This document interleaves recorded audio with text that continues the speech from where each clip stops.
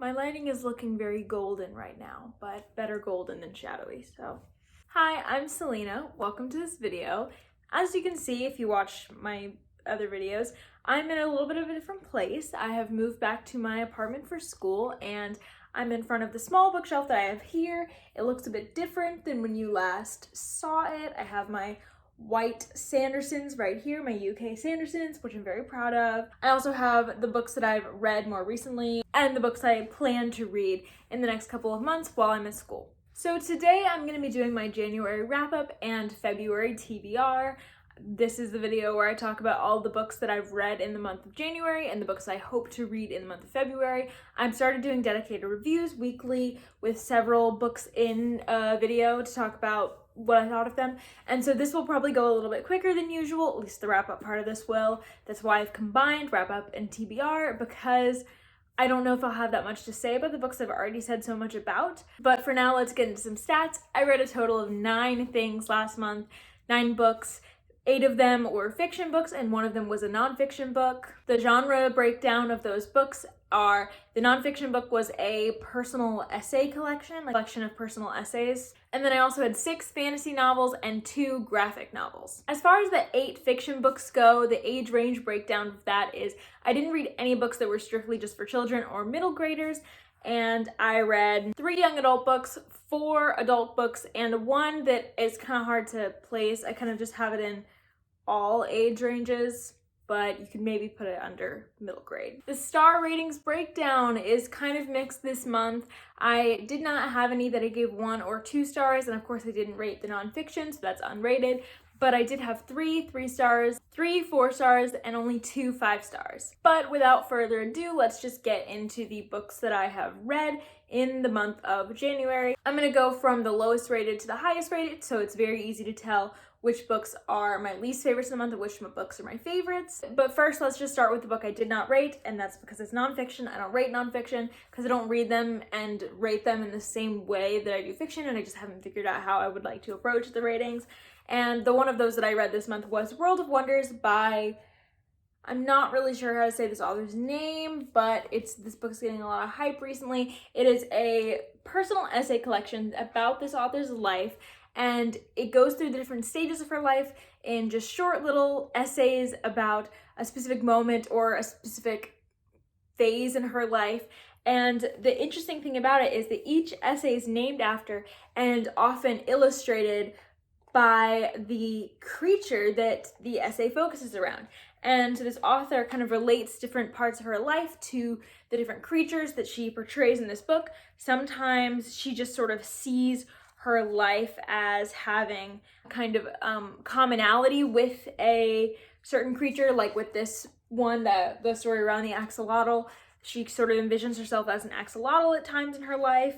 And then there's other stories where the plant or animal that is illustrated is actually the focus of the story and is used to tell a certain story. This was my favorite story in the collection, the one named after the corpse flower, and it has to do a lot with her picking a partner and how she met her husband and how this corpse flower played into her knowing that he was the one, or that she wanted to give him a chance. And so I really, really loved a lot of the stories around her family and her husband and her growing up. There were other stories that I didn't love as much, or essays. They're not really stories, but she tells them in a very storytelling-like way. Like with every collection of things, like short story collection, essay collection, I'm not gonna love every single thing in it. I'm not gonna connect with every single thing in it, but I really did connect with a good bit of this, and I do recommend it. This was a gift from my aunt. It was a good gift.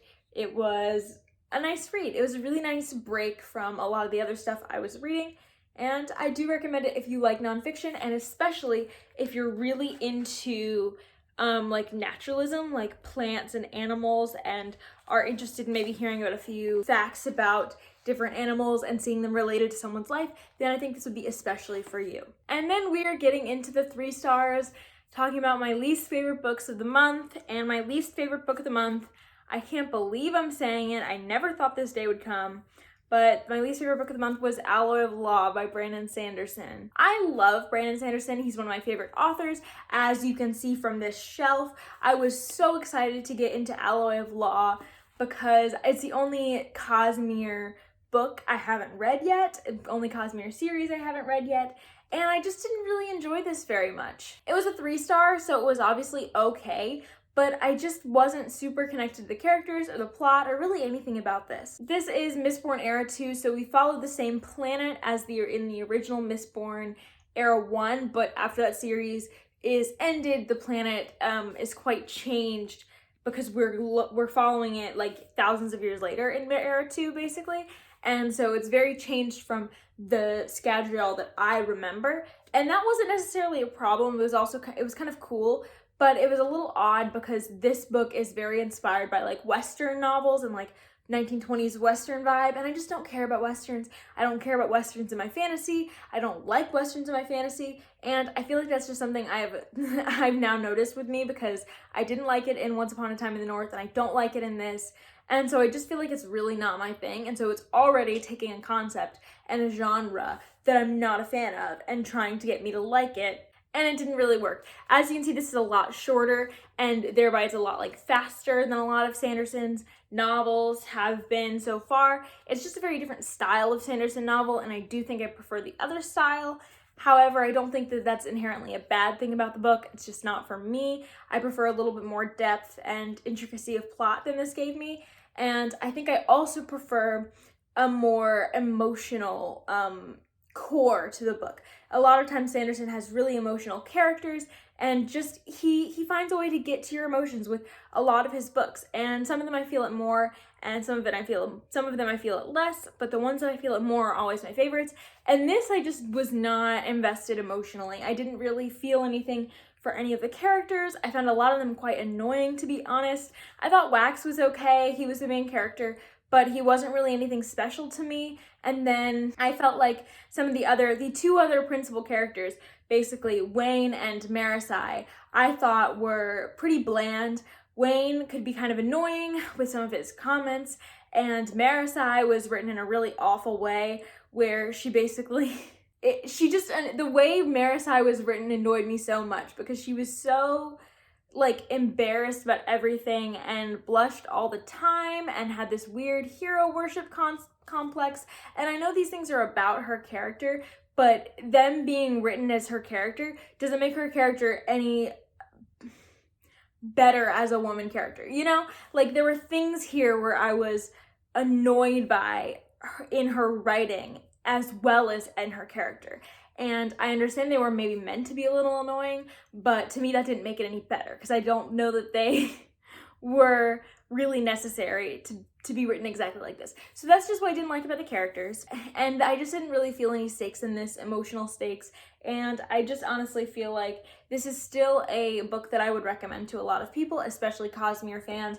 I'm going to continue on with the series because I know that this series is important for Cosmere as a whole, but I'm a whole lot less excited to carry on with the series than I was when I had not yet started Alloy of Law. I always knew that this would probably be the Sanderson in the Cosmere that I liked the least, but I didn't expect to be so disappointed, and that is disappointing to me. My next 3-star I'm going to talk about is Raven by Cami Garcia, I think. This is a graphic novel, and it is the beginning of a graphic novel series about the Teen Titans. It is Cami Garcia and I think Gabriel Piccolo. He is the illustrator. It's basically their interpretation of the Teen Titans and what their story could look like. It has more of a YA spin on it, and I really thought it started off great. I thought it was a really interesting iteration of Raven. I really like Raven's character in the DC world, and so it was nice to see a graphic novel for her. This is the beginning of a series though, so it's hard to judge on this alone, but I gave it 3 stars. I thought it was good. I thought it was interesting. I thought the plot was a little bit quick and easily resolved, and then we went on to another plot. Basically, we switched gears for the next book, and there were things that I thought I knew but were kind of coded differently than I thought they were, and I don't know if you can really understand what I'm saying about this, but it's just that I feel like the execution of this graphic novel wasn't the best it could be, basically.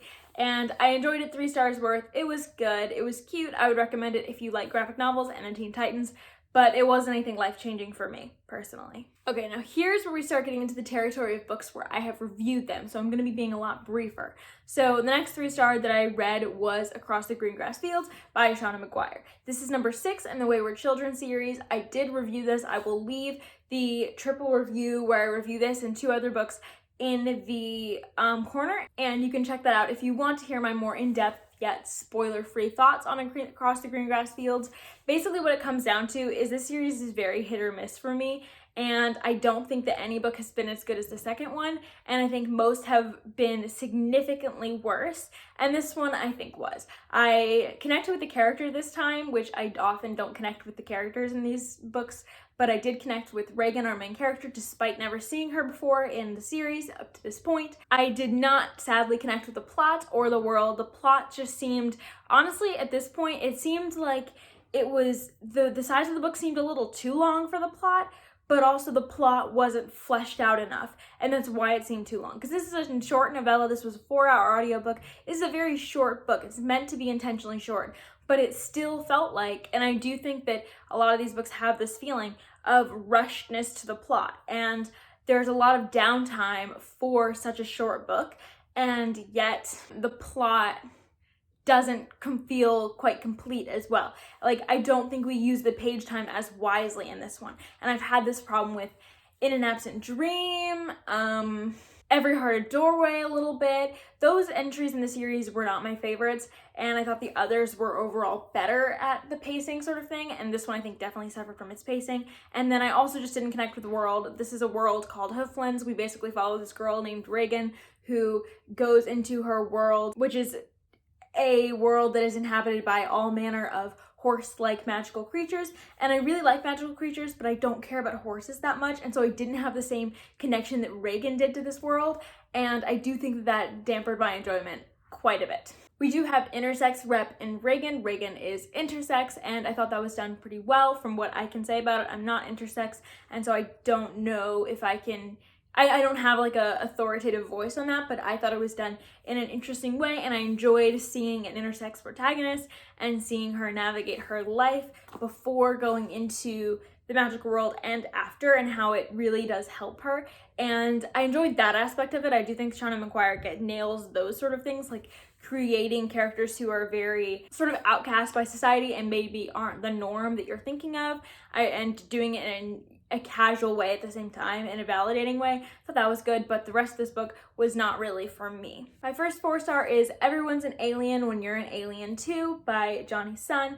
This is a graphic novel about an alien that comes from their home planet to Earth and tries to study humans. But this alien does a really bad job at discovering humans. He doesn't actually talk to a single human, basically. This was a really sweet graphic novel. It's the first book I read of the year. I read it over FaceTime with my boyfriend because this is a gift that I got him for Christmas. He loves aliens and loves this book so much. And so if you want to hear a recommendation of this book from someone who loved this and gave it 5 stars, I will link the video I did with my boyfriend where he talks about his favorite books of 2021. And we go through the list, and this is on the list, spoiler alert. So if you want to hear a 5-star review, I will link that. But mine was just a 4-star. It was good. It reminded me a little bit of The Boy, the Mole, the Fox, and the Horse, but with less of an emotional core to me. There are emotional parts in this book, don't get me wrong. I'm sure so many people would contest that. But to me, the emotional stuff in this book didn't hit as hard as The Boy, the Mole, the Fox, and the Horse, and so it didn't make my favorites list. It is a 4-star of a book of this style. I think it's good. I do recommend it. I would read it to children at some point, or give it to children to read. And it is a very interestingly put together book that I'm very glad I experienced. The next 4-star is actually a 4.5 star, and that book was The Rise of Kyoshi by F.C. Yee. And this is a follow-up to the Avatar: The Last Airbender series in novel form, except we follow Avatar Kyoshi. If you watch the series, you've heard of Kyoshi, and I really have always been interested in Kyoshi's life, and so I was really excited when I heard about these books, and I got them as a gift from my friend, and we read them together, and I enjoyed this one. I have my review for this book and another book coming out this Sunday, and so I'm not going to say too much. I will just direct you to that review when it comes out, but I did give this 4.5 stars. It is closer to a 4 than a 5 star. It's just a little bit extra of a 4 star. I think this pulled off what it was trying to do pretty well. It managed to create a YA version of the Rise of Kyoshi, literally, quite literally, and put an interesting spin on things so that you were sort of unsure where it was going, or it was just different than you'd seen from The Legend of Korra or Avatar: The Last Airbender. Kyoshi was an interesting character. She had a great cast, and I think it worked. It was a good book. However, I will say the plot of this one and the part of Kyoshi's life that we followed is not the part of Kyoshi's life that interests me the most. And there was a little bit of like world magic sort of things that I was like, does this work in the Avatar universe? I don't know, I've never heard of this, but this was created with the co-creator of Avatar, Michael Dante DiMartino, and they do not put their names attached to things that they don't feel represents Avatar. So like, if you're worried about that, then I wouldn't be, because Kyoshi. But also, it's not above criticism of the magic system in the world, because I also happen to feel that Legend of Korra really did not use the same world as Avatar: The Last Airbender. Even when in times they should have, it just didn't work out. But I would say that the world in this is much closer to the Avatar: The Last Airbender world than the Korra world, and it was good. I also thought the romance was a little quick for me, but I did enjoy it. The horse stance scene alone got this to 4.5 stars because that was so funny, because that was so cute. If you've read it, you know what I'm talking about. That's really all I want to say about the Rise of Kyoshi, because a review's coming. So I'm gonna move on now. The next 4.5 star I gave was much closer to a 5 star. That book was Peace and Turmoil by Elliot Brooks. So Elliot Brooks is a fellow booktuber. I will link her channel. I also reviewed this book, and so I will link that review in the corner. Actually, I've already linked it because it's in the same video as Across the Greengrass Field. So I'll also put it in the description if you want to check it out and want to just go to the description. I really enjoyed this. I thought it was so fun. This is basically a fantasy political thriller type book, and we follow a bunch of different characters in this pretty expansive world that are basically vying for control or to get rid of this dagger. There are magical enchanted objects that have special powers in this world, and one of them is the dagger, and pretty much all the political machinations of this book revolve around that dagger. I say more in the review, so if you want a more detailed back of the book style summary, then you can go check that out. And if you want to hear a little bit more about the characters, you can go check that out. And if you want to hear more about what I liked and disliked specifically about this book, you can go check that out. But it is mostly a very happy review because I was very happy with this book. There were things that I didn't see coming. This was a really fun debut and just a really well put together plot, and it was just really fun. And so I really enjoyed this. I highly recommend it if it sounds like your thing, and you can figure out whether it's your thing by checking out my review. Moving into the 5 stars, of which I had 2 this month. The first one of those was Spinning Silver by Naomi Novik. So I was not expecting to love this book. I also reviewed this one in the same video that I reviewed Across the Greengrass Fields and Peace and Turmoil. This is the first book I reviewed, and so I'm not going to go too much into my thoughts because I think that's personally the best review of that video, and so I'm just going to direct you to that for more detailed plot thoughts and things I like, things I didn't like, etc. But I am going to say a few things. I loved this so much more than I was expecting. It was fairy tale-esque, and it really is just an extended fairy tale about 3 women who are fighting to survive, and they do have like fairy tale elements in each of their stories, and eventually their plots intertwine. And that's all I want to say about the summary, because you can go check out my review or you can just go in more blind like I did. I loved this book so much. The magic was so interesting. I felt like it was made for me because it was the exact sort of dark whimsy, fairy tale-esque whimsy that I like, and the way it intertwined together, the way the plot intertwined together, just felt like it was exactly what I wanted and exactly what I liked in books, and I was not expecting to get it from this book. And then the character work I thought was really well done. We are very close to each of these characters' perspectives because we are in first person for all of them. The switches from perspective, because we do switch perspective quite a lot, and it can be sort of jarring because we do not have any indicator of who is speaking, like a name at the top or something, but we do figure it out from context clues, or at least I did pretty quickly, and so it didn't really bother me. And I honestly really liked what she did with the first person. I thought it was really, really interesting to see. And I just was not expecting to like this. I've had this on my shelf for over a year now. That's why I picked it up now, because I want to try and get rid of more of my physical TBR, and I can't believe it took me this long because I love this book so much. So Spinning Silver made it to my favorite standalones, my favorite fantasy standalones video, and I will link that in the corner as well. And then the final 5-star that I'm going to talk about should have made it to that video as well, but I was not done with it when I filmed that video. So it's not on there, but it should be because it's definitely one of my favorite standalones. I love it so much. And that book is The Sword of Kaigen by M.L. Wong. I have a review coming out for this on Sunday as well. It's in the same video as Rise of Kyoshi, and so you will get to hear my more in detailed thoughts then, but I will just say a few things now. This is a military fantasy that is much more of a family drama in my opinion, and I thought it was, I wouldn't change a single thing about how this was done.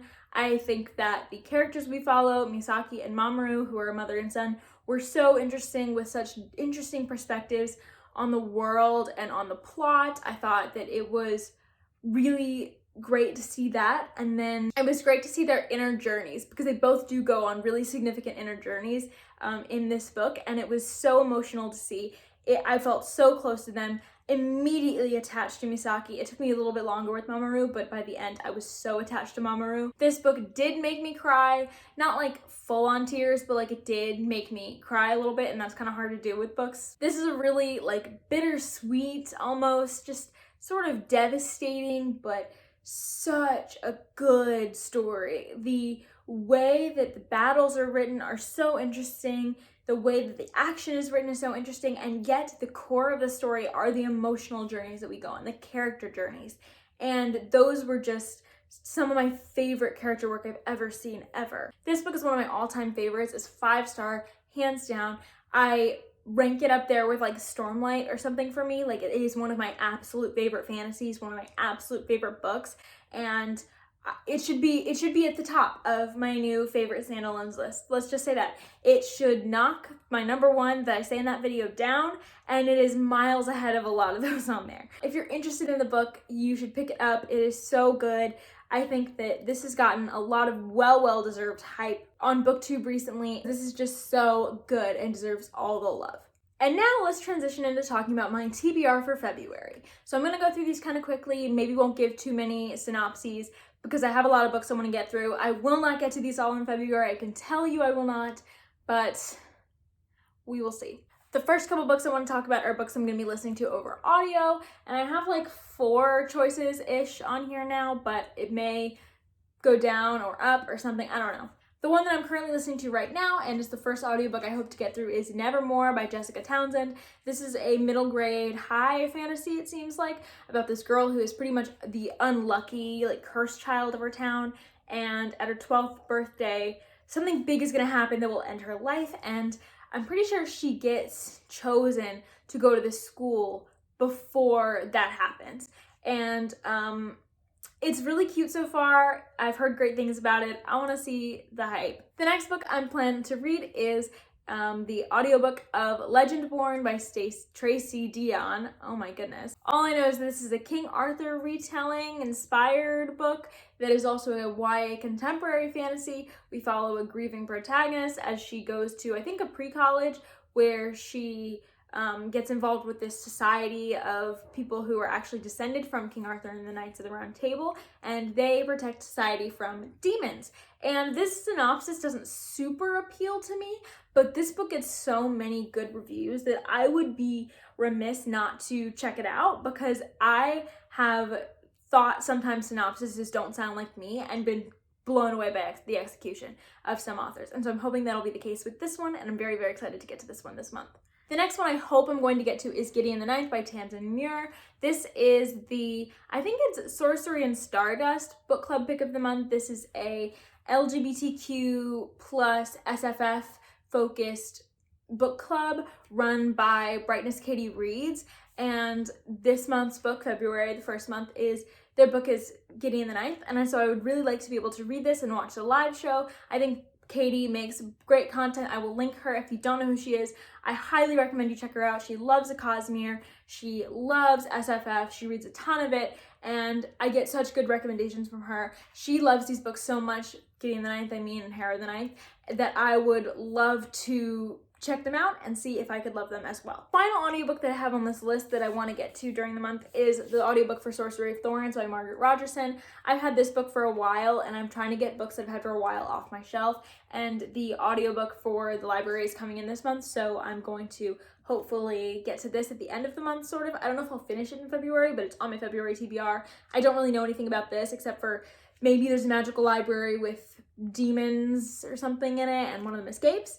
And so we follow a main character trying to find them? I don't know. Next, I'm gonna go through the buddy reads that I plan to do in the month of February. The first one that I'm actually working on right now is a buddy read with my friend Ray, who does not have a booktube, but she does have a book blog if you wanna check it out. She's sort of just starting it. And that book is Jurassic Park by Michael Crichton. We both love the Jurassic Park movie. It's like our favorite movie. And so we thought it'd be fun for Ray's birthday month to try and read this book together, and it's going really well so far. I'm loving where I am in it, even though I'm not very far in it, and I hope to read more soon.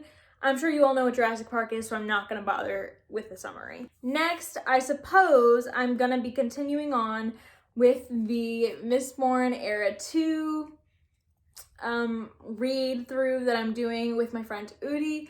I don't know if I'll get to it's really not a priority because I'm going to have to like force myself to pick it up. This, I guess, is on my TBR. We will see if I actually get to it. I'm sorry, I might be a bad buddy reader and not read it, but I don't know. I have so many things that I want to read more. I don't know. And then the final thing that I am going to be buddy reading may happen towards the end of the month, maybe in sort of edging over into March, and that is a buddy read with my friend Udi, as I said again, of Jade City, which is by Fonda Lee. I don't know much about this other than it's like kind of a fantasy, urban fantasy, mafia sort of story where a bunch of gangs sort of control the commodity of jade, which can grant certain people magical powers in this world, and something happens to disrupt the market. And I don't know much else about this book, but I really, really would love to read it. I think it sounds amazing. Moving into a couple physical books that I would like to read on my own. I don't have a buddy read planned for these. The first one of those is Assassin's Apprentice by Robin Hobb. I would really like to get to this book. I have heard good things about this trilogy and this book on BookTube for a long time now, and I would really like to start it and see if I could get into the series. Then I would also really like to get to A Vow So Bold and Deadly by Bridget Kemmerer. This is the third book in the Cursebreakers trilogy, which started with The Curse of Dark and Lonely, which I loved, and continued with Our Hearts Are Fierce and Broken, which I didn't love, but I'm still hopeful for this final book to be amazing and renew my love for the series, and for me to love it as much as The Curse of Dark and Lonely, which is like this amazing, fun Beauty and the Beast retelling. And I don't know if I will, but I'm hopeful. And the final one is really just a if I have time sort of book, and that is Steelheart by Brandon Sanderson.